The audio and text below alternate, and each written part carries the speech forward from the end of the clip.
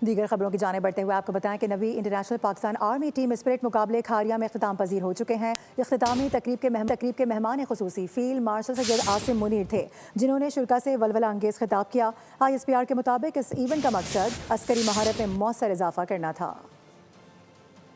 19 ممالک کی 16 ٹیموں نے آرمی اسپرٹ مقابلوں میں بھرپور کارکردگی دکھائی۔ کھاریا میں آرمی اور نیوی نے پاکستان کی نمائندگی کی۔ اختتامی تقریب میں فیلڈ مارشل بطور مہمان خصوصی شریک ہوئے، شرکاء سے پرجوش خطاب کیا۔ سید عاصم منیر نے تمام ٹیموں کو خراج تحسین پیش کرتے ہوئے کہا، عملی صلاحیت، جنگی مہارت اور بلند حوصلے قابل ستائش ہیں۔ چیف آف ڈیفنس فورسز نے کثیر القومی عسکری مشقوں کی اہمیت پر زور دیتے ہوئے کہا کہ ایسی سرگرمیاں مشترکہ تیاری کو مضبوط بناتی ہیں اور جدید جنگی تقاضوں سے ہم آہنگی ناگزیر ہے۔